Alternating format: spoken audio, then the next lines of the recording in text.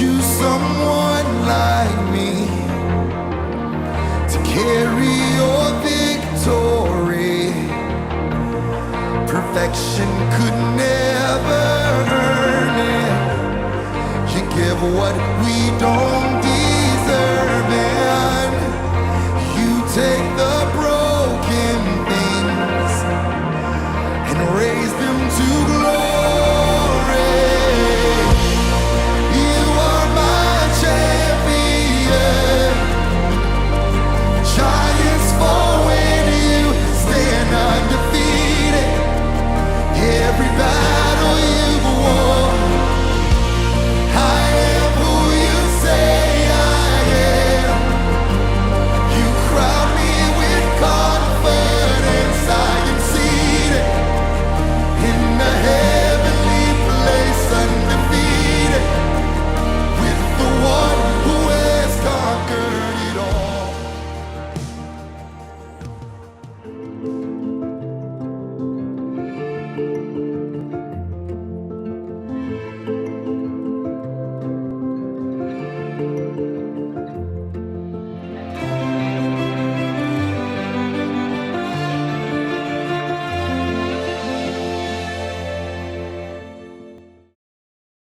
Bapak Ibu saudara sekalian, The Ability to Produce Wealth adalah satu seri khotbah selama 4 minggu tentang keuangan, tentang bagaimana sikap kita terhadap uang, bagaimana sikap kita, cara berpikir kita tentang melihat bagaimana penyediaan Tuhan dalam kehidupan Bapak Ibu saudara dan saya.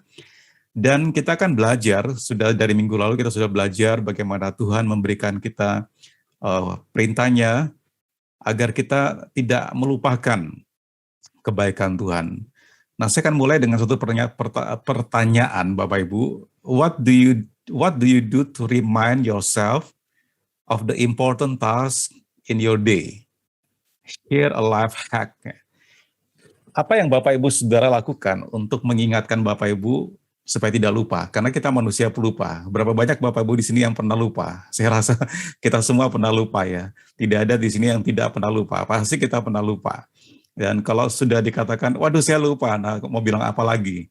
Nah, jadi kita perlu life hack ya. Life hack ini seperti apa ya? Seperti trik ya, trik-trik dalam kehidupan ini bagaimana supaya kita nggak lupa. Nah, saya teringat salah satu trik yang diajarkan oleh Pastor Dedi Dun, Gembala FV Nation di Denpasar, Bali. Dia cerita kalau dia tidak melupakan sesuatu, caranya adalah dia akan menaruh barang yang mau dibawa itu di dekat kunci mobilnya.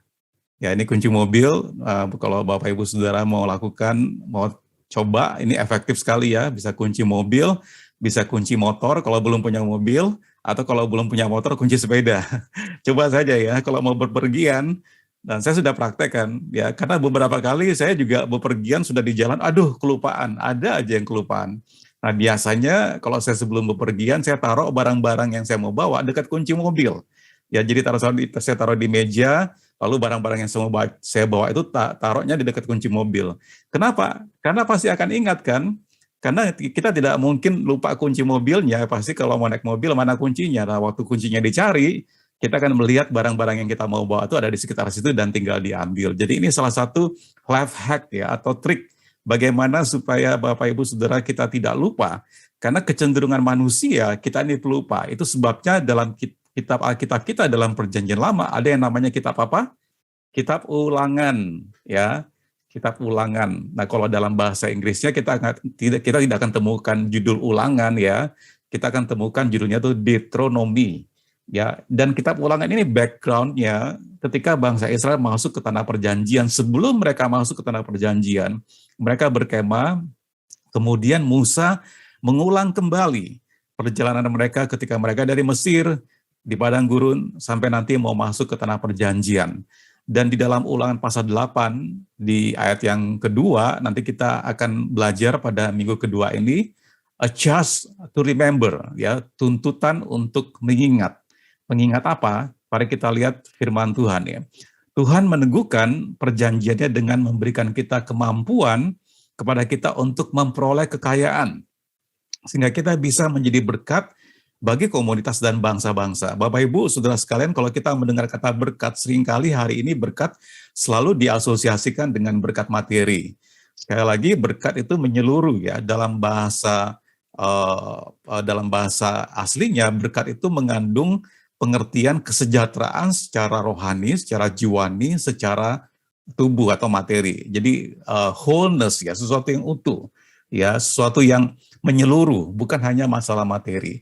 Nah, kemudian Tuhan memampukan Bapak Ibu Saudara sekalian untuk menerima berkat Tuhan, kemampuan bagi kita, dan selalu berkat ini bukan untuk diri sendiri, tetapi untuk komunitas, untuk kepentingan kerajaan Tuhan, dan untuk kepentingan sampai ke bangsa-bangsa. Kita dipanggil untuk menjadi berkat sampai ke bangsa-bangsa. Kemudian pada masa kekurangan, kita perlu belajar, dan pada masa krisis kita perlu belajar bahwa kita dipanggil untuk mengingat bahwa Tuhan itu setia, dan Dia meneguhkan setiap hal yang telah Ia janjikan kepada umat-Nya. Lebih dalam seri khotbah ini, kita akan belajar bagaimana lebih memahami jika ikat janji Tuhan tentang penyediaan.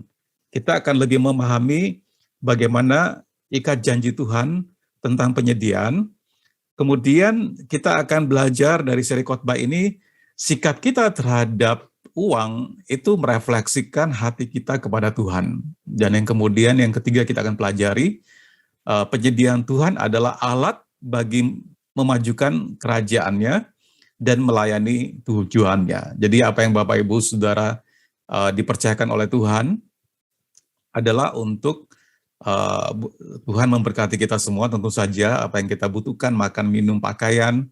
Tetapi juga setelah kita diberkati, tujuan Tuhan mempercayakan apa yang ada pada kita pada saat ini adalah untuk memajukan kerajaannya dan untuk melayani tujuannya.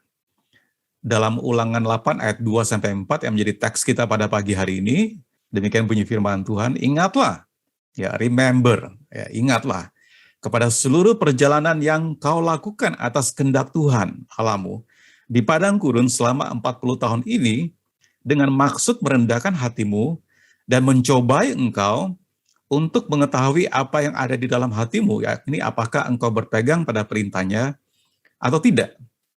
Jadi, ayat yang ketiga, ia merendahkan hatimu, membiarkan engkau lapar dan memberi engkau makan mana yang tidak kau kenal dan yang juga tidak dikenal oleh nenek moyangmu, untuk membuat engkau mengerti bahwa manusia hidup bukan dari roti saja, tetapi manusia hidup dari segala yang diucapkan Tuhan.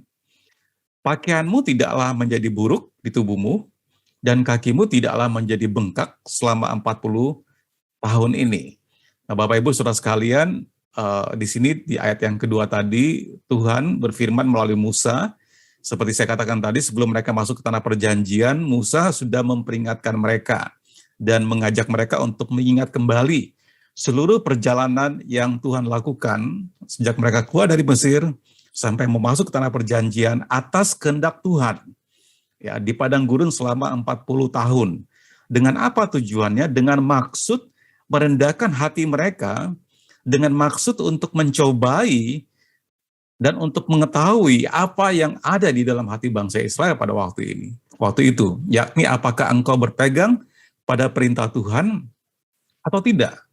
Ya, lalu Musa mengingatkan kembali perjalanan bangsa Israel. Tuhan katakan, ia merendahkan hatimu, ya, membiarkan engkau lapar dan memberi engkau makan mana yang tidak kau kenal, juga tidak dikenal oleh nenek moyangmu, untuk membuat engkau mengerti, untuk membuat bangsa Israel mengerti bahwa manusia hidup bukan dari roti saja, tetapi manusia hidup dari segala yang diucapkan Tuhan.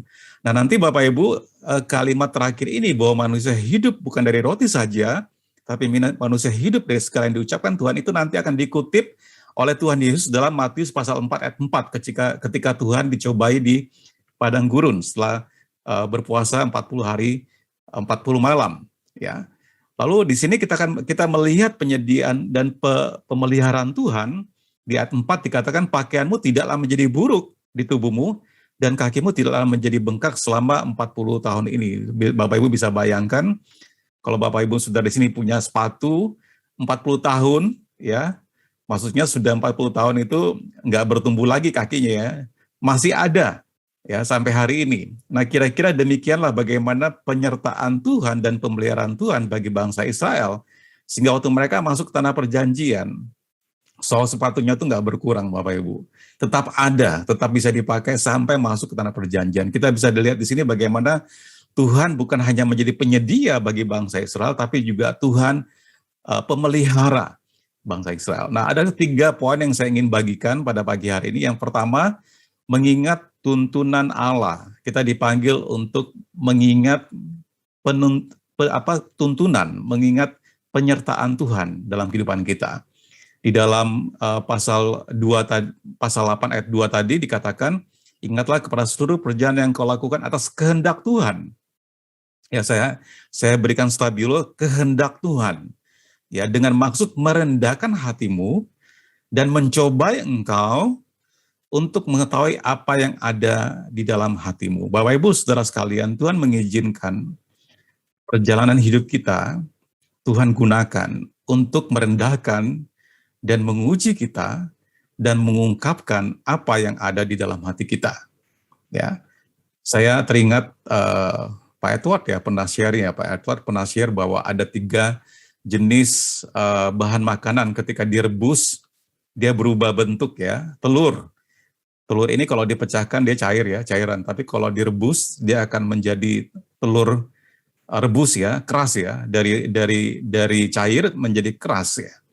Kemudian bahan makanan kedua, wortel. Wortel ini kebalikannya, wortel masih mentah dia keras. Wortel ini keras, tapi ketika direbus dia menjadi lembut ya, lebih mudah dimakan. Memang sehat juga dimakan mentah-mentah, tapi biasanya direbus atau dikukus lebih enak lagi karena lebih mudah dimakannya. Lalu bahan makanan yang ketiga atau bahan minuman ini adalah kopi. Ya, kopi ketika direbus dia tidak, memang kopi ini sudah ditumbuk dulu ya, tetapi yang paling menarik dari kopi ini, dia wangi sekali, betul ya. Kalau Bapak Ibu Saudara sekalian menyeduh kopi, seisi rumah kita bisa mencium aroma kopi tersebut. Nah, Bapak Ibu Saudara sekalian, tadi kita melihat bagaimana Tuhan mengizinkan atas kehendak Tuhan perjalanan 40 tahun bangsa Israel. Tadi firman Tuhan mengatakan untuk menguji. Ya, kalau kita lihat kembali ayat 2 tadi dikatakan atas kehendak Tuhan, Tuhan merendahkan hatimu dan mencobai engkau untuk mengetahui apa yang ada di dalam hatimu. Tuhan mengizinkan perjalanan Bapak Ibu Saudara dan saya. Kalau kita kilas balik, coba Bapak Ibu Saudara kilas balik kembali. Ya, kalau saya kilas balik kembali, saya datang ke Jogja kuliah 87 itu berarti hampir 35 tahun yang lalu sebagai mahasiswa. Saya tidak pernah membayangkan akan menikah di Jogja, akan tinggal di Jogja dan bekerja sebagai pendeta. Saya tidak pernah membayangkan. Tapi kalau kalau saya kelas balik bagaimana penyertaan Tuhan, pemeliharaan Tuhan. Ya, kami pernah dikirim ke Surabaya 1 tahun, jadi begitu menikah, honeymoon-nya bulan madunya di Padang Pengembalaan, Padang Misi di Surabaya. Bagaimana saya ingat waktu itu kita tidak punya tempat tidur, cuman pakai kasur digulung aja. Kemudian cuman punya meja belajar yang dibongkar lalu dipasang kembali karena knockdown sistemnya. Lalu nggak punya lemari, lalu dus dijadikan lemari. Tidak punya horden lalu spray jadi horden dan seterusnya. Kemudian lahir Debra di Jogja, lahir Pauline, Abe dan seterusnya sampai hari ini. Bapak Ibu juga bisa coba mengingat kembali bagaimana kilas balik perjalanan hidup Bapak Ibu Saudara-saudara sekalian. Tuhan izinkan semua yang terjadi itu untuk menguji, mencobai kita, apa yang ada di dalam hati kita. Apakah kita menjadi pahit? Apakah hati kita menjadi keras seperti telur ini? Ya, tadinya hati kita lembut, tapi karena heat, karena panas, karena air yang mendidih tadi memberikan tekanan, memberikan heat panas, mendidih, dan apa yang lembut itu kemudian menjadi keras. Ya, telur yang tadinya cair kemudian menjadi keras. Atau kebalikannya Bapak Ibu Saudara sekalian, tekanan dan panas yang dialami dalam kehidupan kita merubah yang keras, wortel tadi menjadi lembut ya. Hati kita dirubah. Tapi yang paling bagus adalah seperti kopi ya. Ketika dia direbus, diseduh, wanginya ke seluruh rumah. Artinya menjadi berkat bagi banyak orang ya. Memang orang cuma mencium baunya belum tentu dikasih kopi kan, tetapi maksud saya efek dampak yang ditimbulkan, kita rebus telur, telurnya nggak bau, betul kan? Kita rebus wortel, wortel juga nggak bau. Tapi begitu kopi diseduh, ya, ketika dia kena air panas, diseduh, maka wanginya semerbak. Nah, sebenarnya inilah analogi bagaimana Tuhan mengizinkan hidup Bapak, Ibu, Saudara, dan saya, agar kita menjadi bau yang wangi dalam kehidupan kita semuanya bagi orang lain. Rasul Paulus menggambarkan ini dalam 2 Korintus pasal 2 ayat 15. Dia mengatakan, sebab bagi Allah kami adalah bau yang harum dari Kristus di tengah-tengah mereka yang diselamatkan dan di antara mereka yang binasa.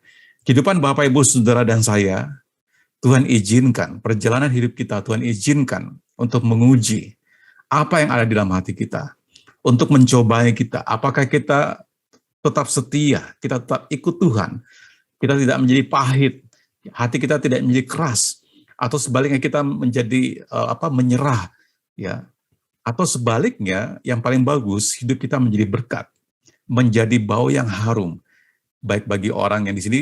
Paulus berbicara dalam konteks tentang ada orang memang yang akan dibinasakan, orang yang diselamatkan. Tetapi intinya saya ingin sampaikan bagaimana kehidupan kita Tuhan izinkan kalau kita lalui dengan sikap yang benar menjadi berkat bagi banyak orang.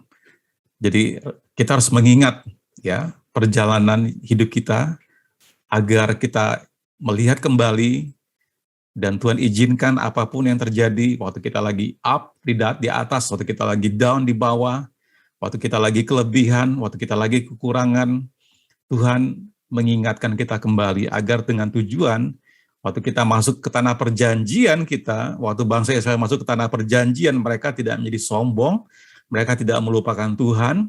Kalau mereka diberkati, mereka ada sampai saat itu berarti penyediaan, pemeliharaan, penyertaan Tuhan, bukan karena kekuatan, kesombongan, kecakapan, kepintaran, atau apapun yang bisa dibanggakan oleh mereka. Semata-mata semua karena kasih karunia Tuhan. Poin yang kedua yang saya ingin sampaikan, mengingat penyediaan Tuhan. Ya, kalau tadi remember God's guidance, kita mengingat bagaimana tuntunan Tuhan dalam kehidupan kita. Yang kedua, kita mengingat bangsa Israel dipanggil untuk mengingat bagaimana Tuhan menyediakan. Sama seperti Tuhan juga firman Tuhan mengingatkan kita pada hari ini bahwa Tuhan menyediakan.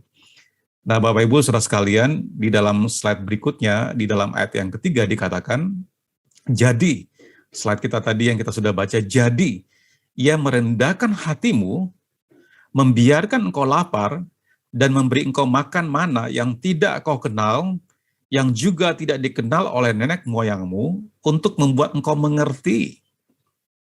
Saya ulangi lagi, untuk membuat engkau mengerti bahwa manusia hidup bukan dari roti saja, tetapi manusia hidup dari segala yang diucapkan Tuhan. Bapak Ibu perhatikan yang saya stabil warna kuning, bahwa manusia hidup bukan dari roti saja. Tentu saja kita perlu makanan, minuman, pakaian Bapak Ibu untuk sustain, untuk menopang kehidupan biologis kita. Tetapi Tuhan berbicara, firman Tuhan berbicara ada satu kehidupan lain. Mari kita lihat di dalam slide berikutnya, kata hidup tadi yang saya kasih highlight, tadi saya bilang perkataan Musa tadi di Ulangan pasal 8 ayat 3 bagian terakhir itu nanti diulang oleh Tuhan Yesus di dalam Injil Matius pasal 4 ayat 4. Ketika dia dicobai di padang gurun 40 hari 40 malam dia berpuasa, lalu iblis muncul dan mengatakan, jika engkau anak Allah, rubahlah batu ini menjadi roti. Lalu Tuhan berfirman kepada iblis, bahwa manusia tidak hidup dari roti saja, tapi manusia hidup dari setiap firman yang keluar dari mulut Allah. Nah, ini diulang kembali di Matius pasal 4 ayat 4. Dalam Ulangan 8 ayat 3 tadi diulang kembali, dikatakan oleh Tuhan Yesus dalam Matius 4 ayat 4. Nah, kata hidup di situ Bapak Ibu Saudara sekalian itu dari bahasa Yunani, zao. Artinya apa? To live, artinya untuk hidup, artinya apa? Experience God's gift of life. Jadi mengalami pemberian kehidupan. Tuhan yang memberikan kehidupan. Kita mengalami kehidupan yang Tuhan berikan. Jadi Bapak Ibu Saudara sekalian, itu sebabnya kehidupan bukan hanya masalah makan, minum, dan roti, dan pakaian, dan semuanya. Tetapi masalahnya, apakah kita menikmati kehidupan yang Tuhan berikan? Apakah kita mengucap syukur atas Tuhan yang Tuhan berikan dalam kehidupan kita? Apakah kita bisa melihat bahwa hidup ini menjadi berkat bagi banyak orang dan memuliakan Tuhan? Nah, lalu kata Zoe ini dari akar katanya itu Zoe. Nah, kalau kita baca kamus Indonesia, hidup itu cuma punya dua arti. Hidup dia berarti secara biologi atau bios, ya. Tumbuhan hidup secara bios dia hidup. Juga mengacu kepada binatang, ya. Juga hidup, juga mengacu kepada manusia secara bios, secara biologi. Nah, kata hidup yang kedua yang kita miliki dalam bahasa Indonesia adalah hidup bergerak, ya. Listriknya hidup, airnya hidup, mesinnya hidup, ya, untuk menunjukkan ada aktivitas. Apakah kinestesis dia bergerak atau dia bergerak secara seperti listrik, dia nyala, ya, ada arusnya, ada mesin, ada yang mungkin nggak terlihat dia bergerak, tapi dia bekerja, ya.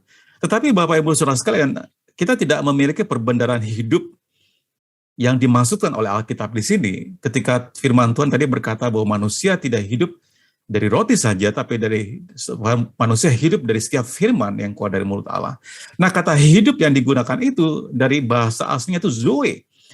Itu bahasa Yunani, artinya hidup di sini life psycho secara fisik, tapi juga secara spiritual. Ya, jadi Bapak Ibu, Tuhan mau kita hidup bukan hanya dengan makan dan minum dari secara biologis dan bukan hanya secara kinestesis, tapi juga secara rohani, spiritual. Dan semua kehidupan di alam semesta ini itu diturunkan dan selalu hanya datang dan ditopang oleh keberadaannya Tuhan. Ya. Jadi Bapak Ibu saudara-saudara sekalian, kita bisa hidup bukan karena hanya makanan yang kita makan pada pagi hari ini. Bukan hanya dari minuman, tetapi kita hidup karena ada Roh Tuhan yang menopang kehidupan kita. Kita hidup dari firman Tuhan, kita hidup dari kehidupannya Tuhan. Ya. Bapak Ibu bisa bayangkan, seandainya kita tidak hidup dari firman Tuhan, dari kehidupan yang Tuhan berikan, maka kita hanya menjadi manusia-manusia yang hidup secara badani, secara jiwani, tetapi secara rohani, kita mengalami kematian rohani.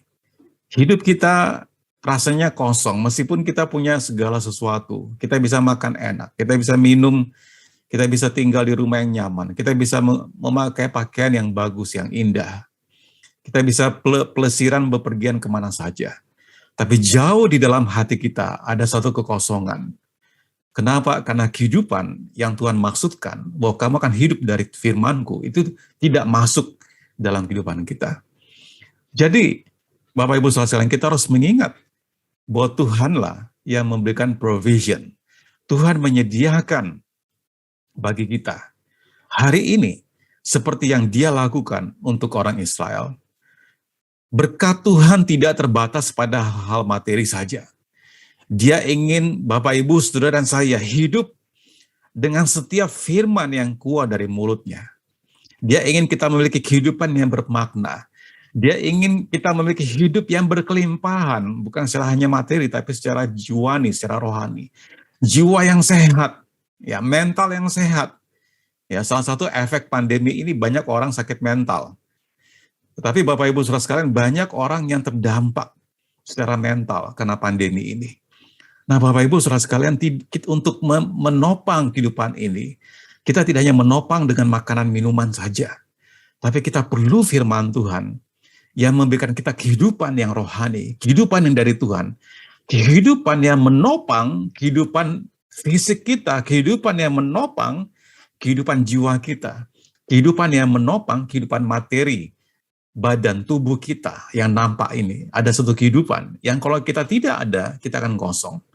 Bapak Ibu Saudara dan saya, kita bisa hidup kita bisa bergerak. Tapi jauh di dalam hati saudara, ada satu yang empty. Blaise Pascal yang penemu hukum Pascal, fisikawan, dia mengatakan dalam setiap hati manusia, itu ada ruang yang kosong, yang tidak bisa digantikan, tidak bisa diisi oleh apapun dan siapapun. Sampai Tuhan sendiri masuk di dalam hati kita.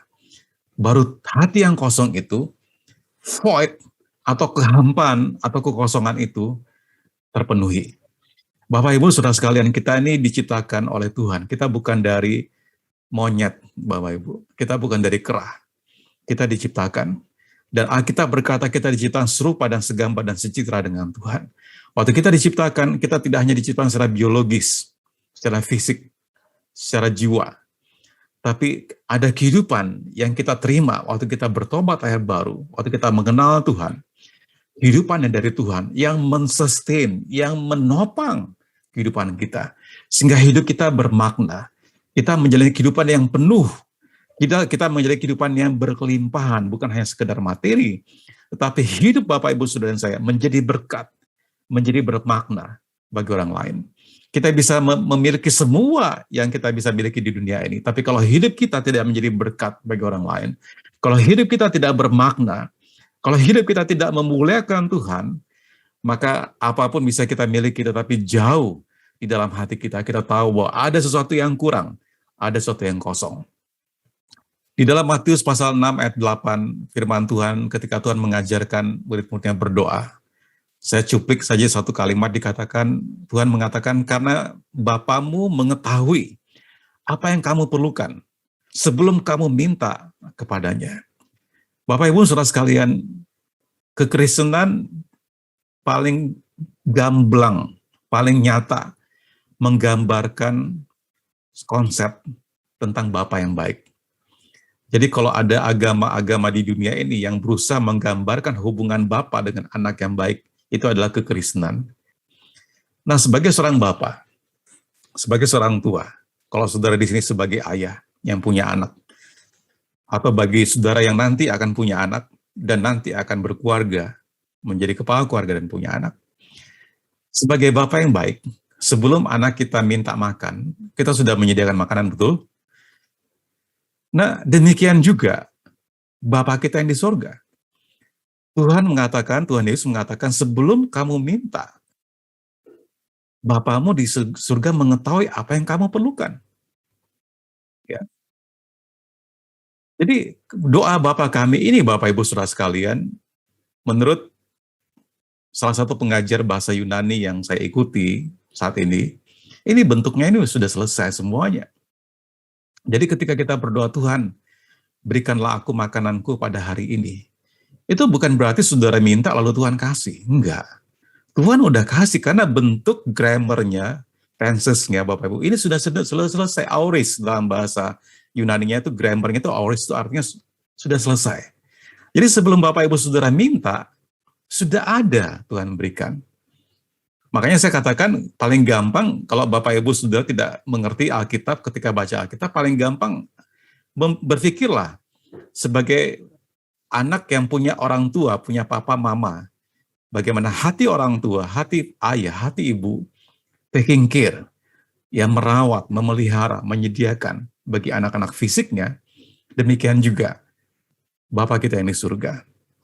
Ya, jadi ketika kita meminta, Tuhan, berikan kami makanan kami secukupnya pada hari ini, bukan berarti saudara minta baru Tuhan kasih.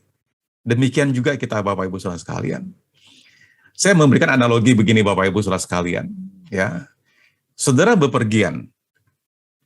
Sebagai kepala keluarga, ayah, saudara bepergian. Ya. Kemudian sebelum bepergian, saudara sudah menyiapkan makanan bagi anak-anak saudara yang masih tidur. Nah, setelah saudara sampai ke kota, let's say sampai ke Jakarta, setelah perjalanan mungkin naik kereta atau naik mobil atau naik pesawat, sudah sampai di Jakarta, kemudian anaknya bangun, cari sarapan. Sarapan itu sudah tersedia di meja makan. Mengerti nggak analogi ini? Nah, demikian juga doa Bapa kami ini bentuknya itu past tense, bentuknya itu sudah selesai. Jadi waktu sebelum kita minta, Tuhan sudah menyediakan bagi Bapak Ibu Saudara dan saya. Makanya Tuhan Yesus mengatakan, karena Bapamu mengetahui apa yang kamu perlukan sebelum kamu minta kepadanya. Jadi kita harus mengingat bagaimana Tuhan menyediakan. Yang poin pertama tadi, Tuhan menuntun kita. Dia mengizinkan ups and down. Waktu kita di atas, waktu kita di bawah dalam kehidupan ini. Waktu kita lagi kelimpahan, waktu kita kekurangan, waktu kita lagi happy, waktu kita lagi sedih, waktu kita lagi sakit, waktu kita lagi sembuh. Tuhan izinkan untuk mengeluarkan apa yang dalam hati kita. Kita percaya enggak pada Dia? Satu. Yang kedua, kita diingatkan untuk mengingat bahwa Tuhanlah penyedia kita. Seperti seorang Bapa yang baik menyediakan makanan bagi anak-anaknya, demikian Bapa kita di surga sebelum kita meminta, Tuhan sudah menyediakannya. Waktu bangsa Israel di padang gurun, mereka minta roti, Tuhan kasih mana. Ini barang yang tidak pernah mereka lihat ya, ada di Mesir. Roti dari surga. Ya, mereka minta, bisa nggak kita makan daging? Tuhan kirim burung puyuh, mereka bisa makan burung puyuh panggang gitu kan.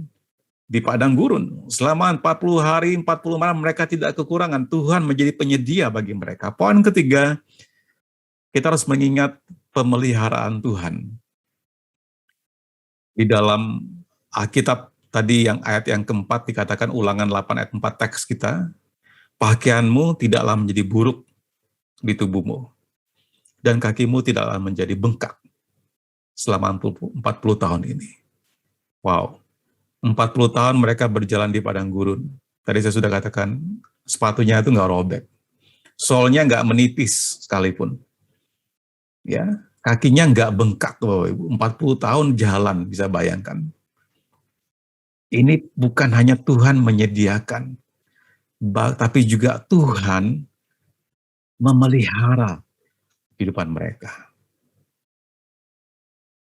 Tuhan tidak hanya menyediakan kebutuhan kita, tapi Dia juga memelihara kita dan memastikan apa yang telah Dia sediakan untuk kita.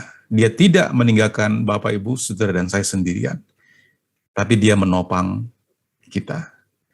Ada satu konsep dalam teologi, orang-orang yang melihat bahwa Tuhan itu sebagai pencipta, tapi setelah Dia menciptakan, Dia meninggalkan ciptaannya. Dia tidak terlibat aktif dalam memelihara ciptaannya. Nah, ini teologi yang tidak benar, Bapak Ibu Saudara sekalian. Nah, teologi yang benar adalah setelah Tuhan menciptakan, Dia tetap turut campur tangan, memelihara, menjaga ciptaannya. Berapa banyak Bapak Ibu Saudara di sini yang suka gardening? Pertanyaannya, apakah tanaman itu dibiarkan saja begitu berbulan-bulan dan tetap rapi? Enggak.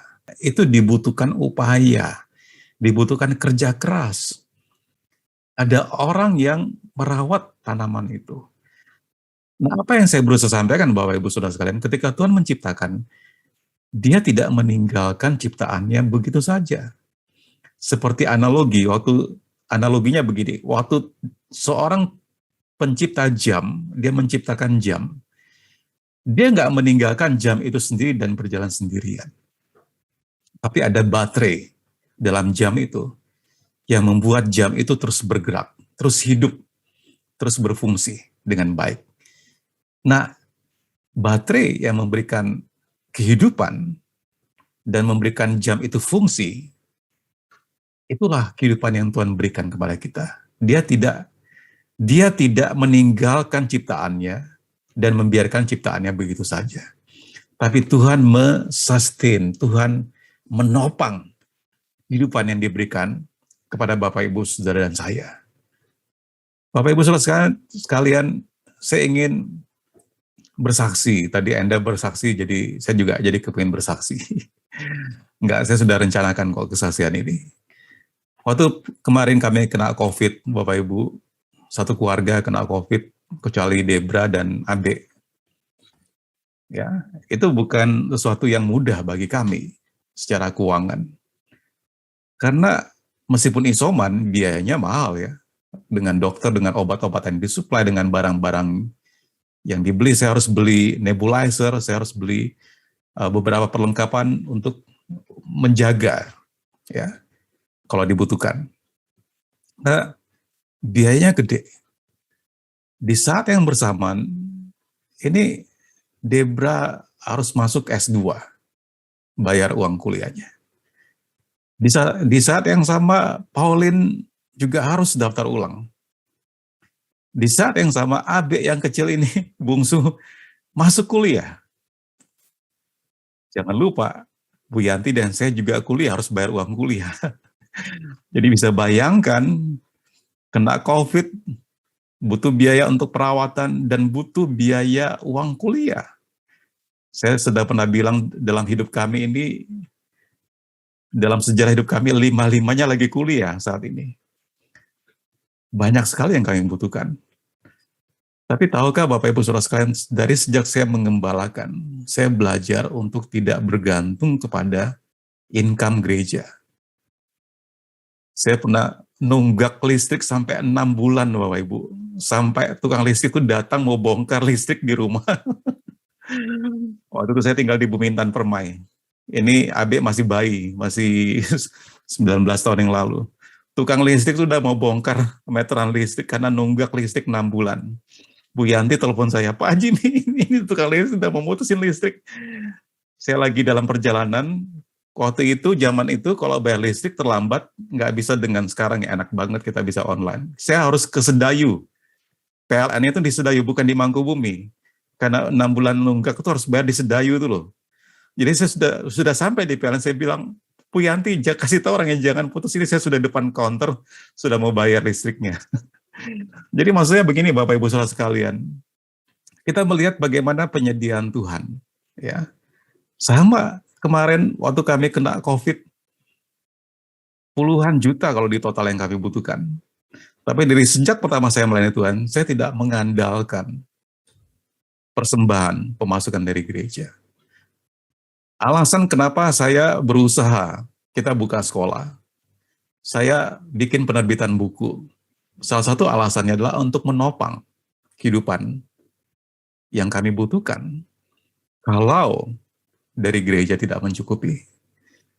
Tapi puji Tuhan Bapak Ibu, waktu kami sakit kemarin COVID, Bapak Ibu tahu enggak, orang-orang yang tidak saya kenal, dan saya tidak minta, saya tidak taruh di Facebook, di Instagram bahwa saya lagi sakit COVID, enggak, saya enggak pernah taruh seperti itu. Nanti setelah kami ulang tahun pernikahan kemarin, baru saya posting, baru saya recover dari COVID gitu loh. Tapi tahukah Bapak Ibu Saudara sekalian, orang-orang yang bahkan saya tidak kenal, betul-betul tidak kenal, dia memberkati kami. Warga kami memberkati kami, adik saya memberkati kami, kakak saya memberkati kami. Orang yang tidak dikenal memberkati kami, dan tentu saja juga Bapak Ibu Saudara juga memberkati kami. Kami melihat bagaimana pemeliharaan Tuhan. Saya mendorong Bapak Ibu Saudara-saudara sekalian, di tengah-tengah pandemi dengan skala dampak yang menyertainya secara ekonomi, mari kita mengingat tadi, yang pertama, bahwa Tuhan menuntun hidup kita. Yang kedua, bahwa Tuhan menyediakan. Kita tidak hidup dari roti saja. Bapak Ibu Saudara tidak hidup dari income, dari gaji, dari profit, dari keuntungan, dari tabungan, investasi Bapak Ibu. Di balik investasi itu, di balik tabungan itu, di balik gaji yang Bapak Ibu terima, di balik honor, reward, profit yang Bapak Ibu terima, ada tangan Tuhan yang bekerja dan menyediakannya. Dan poin yang ketiga, Tuhan tidak hanya menuntun kita, Tuhan tidak hanya menyediakan bagi kita, tapi Tuhan memelihara, sustain. Dia bukan Tuhan yang menciptakan kita dan meninggalkan kita hidup sendirian. Enggak. Tuhan terlibat dalam keseharian kita. Waktu kita bangun, waktu kita tidur, waktu kita bekerja, waktu kita dalam keluarga kita, Tuhan ada di situ. Dan dia turut campur tangan dalam kehidupan kita semua. Saya berdoa Bapak Ibu, mari kita mengingat 3 hal ini. Bahwa dia menuntun kita, bahwa dia menyediakan bagi kita, bahwa dia memelihara hidup kita. Mari kita berdoa. Tuhan, mau berdoa untuk seluruh jemaat-Mu yang hadir di ruang Zoom ini, maupun nanti yang menyaksikan di kanal YouTube nanti, agar kami bergantung kepada Engkau Tuhan. Agar Engkau betul-betul menyatakan diri-Mu pada kami Tuhan, yang percaya kepada Engkau, bahwa Tuhan yang menuntun hidup kami. Bahwa Engkau Tuhan yang menyediakan apa yang kami butuhkan, bahwa Engkau Tuhan yang memelihara hidup kami. Kalau kami kilas balik kehidupan kami, sampai hari ini kami melihat bagaimana campur tangan-Mu Tuhan. Meskipun kami melewati lembah sekalipun, saat-saat yang sulit, Engkau tidak membiarkan kami bergeletak, tapi Engkau menopang kami. Terima kasih Tuhan Yesus, biar firman ini masuk dalam hati kami, jemaat-Mu, yang kami belajar, kami melayani, menyembah Tuhan yang hidup. Dalam nama Tuhan Yesus kami berdoa. Kami mengucap syukur untuk anugerah-Mu Tuhan. Kami mengucap syukur untuk penyediaan-Mu dalam kehidupan kami. Dan biar kami bergantung kepada Engkau sebagai provider, penyedia kami. Lebih daripada kami bergantung pada kekuatan kami sendiri.